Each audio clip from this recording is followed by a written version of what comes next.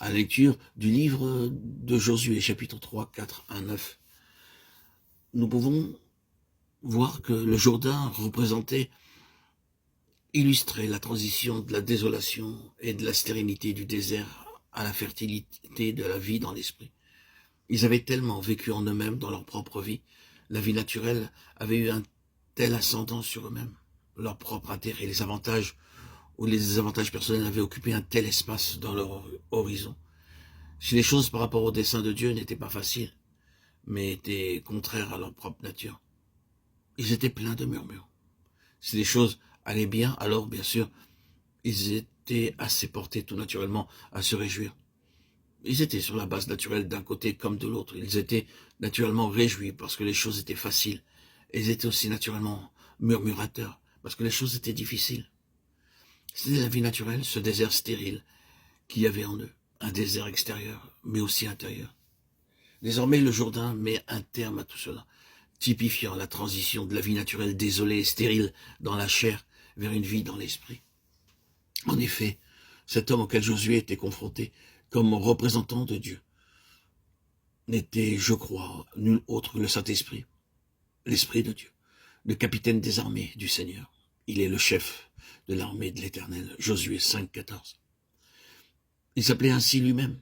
Quand ces paroles que nous citons souvent, ce n'est ni par la puissance ni par la force, mais c'est par mon esprit, dit l'Éternel des armées, Zacharie 4, 6, est employé par le prophète. Vous savez que la citation littérale, c'est non par une armée, mais par mon esprit.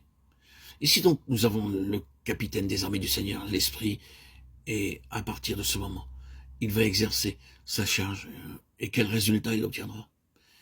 Il y aura la vie dans l'esprit. Oui, désormais, il y aura de la fertilité, non pas une vie sans chute ni erreur, car ces choses arrivent, mais une vie ajustée à l'esprit.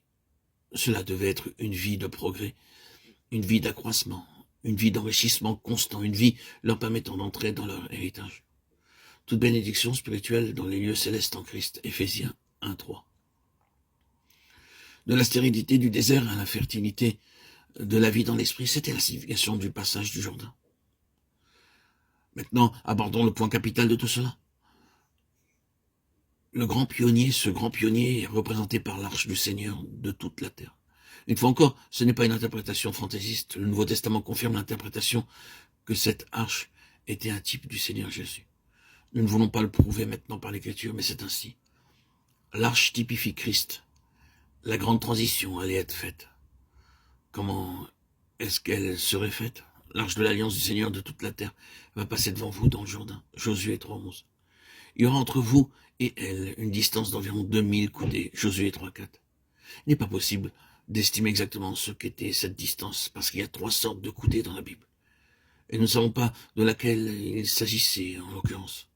Mais la plus petite mesure permet d'estimer qu'il y avait plus d'1 kilomètre qui séparait l'arche du peuple. Il y aura entre vous et elle une distance. N'en approchez pas, gardez cet espace entre vous et elle. Pourquoi cela? Pourquoi ce grand espace? Cela ne parle-t-il pas en premier lieu de la grandeur de Christ dans la mort? Car il est dit ici, entre parenthèses, le Jourdain regorge par-dessus toutes ses rives tout le temps de la moisson. Josué 3.15. Et c'était précisément la période, le Jourdain submergeait toutes ses rives. C'était une vaste inondation.